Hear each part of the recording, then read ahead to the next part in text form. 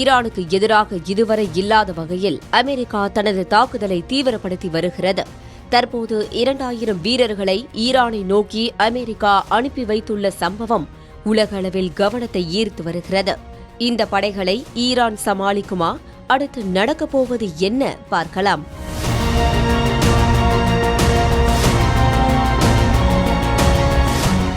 மத்திய கிழக்கில் 3 வாரங்களை கடந்தும் தற்போது வரை அங்கு ஏவுகணை சத்தங்களும் சைரன் சத்தங்களும் ஒலித்துக் கொண்டேதான் இருக்கின்றன. இடைவிடாமல் இஸ்ரேலும் அமெரிக்காவும் மாறி மாறி ட்ரோன் தாக்குதல் மட்டுமின்றி ஏவுகணை தாக்குதலையும் ஈரான் மீது நடத்தி வருகிறது. சற்றும் சளைக்காத ஈரான் இரு நாடுகளுக்கும் பதிலடி கொடுத்து வருகின்றன.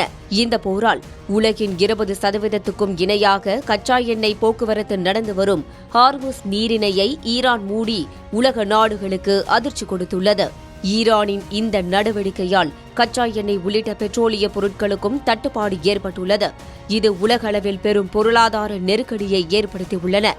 இந்த நிலையில்தான் ஹார்முஸ் நீரிணையை பாதுகாக்க உலக நாடுகளுக்கு அமெரிக்க அதிபர் டிரம்ப் அழைப்பு விடுத்தார். இவரது கோரிக்கையை நிராகரித்த உலக நாடுகள் தற்போது ஆதரவு அளிக்க முன்வந்துள்ளன.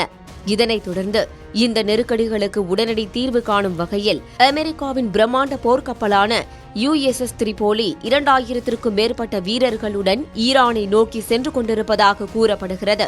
இந்த போர்க்கப்பலில் ஜப்பானின் ஒகினாவை தளமாக கொண்ட படைப்பிரிவு வீரர்கள் உள்ளனர். இவர்கள் வான்வழி தாக்குதல் மட்டுமின்றி தரைவழி தாக்குதல்களை மிக துல்லியமாக நடத்தும் திறன் கொண்டவர்கள் என கூறப்படுகிறது. USS திரிபோலி போர்க்கப்பலில் அதிநவீன போர் விமானங்கள் மட்டுமின்றி ஹெலிகாப்டர்களும் உள்ளன. ஈரான் மீது வான்வழி தாக்குதல்களை மட்டும் நடத்தி வந்த அமெரிக்கா தரைவழி தாக்குதல் நடத்தும் வீரர்களை அனுப்பி வைத்திருப்பது போரை அடுத்த கட்ட நடவடிக்கைக்கு எடுத்துச் செல்வதாகவே பார்க்கப்படுகிறது. இதுவரை இஸ்ரேலும் அமெரிக்காவும் இணைந்து நடத்திய வான்வழி தாக்குதல்களை சமாளித்து வந்த ஈரான் அமெரிக்கா அடுத்து நடத்தப் போவதாக கூறப்படும் தரைவழி தாக்குதல்களை சமாளிக்குமா என்ற கேள்வி எழுந்துள்ளது.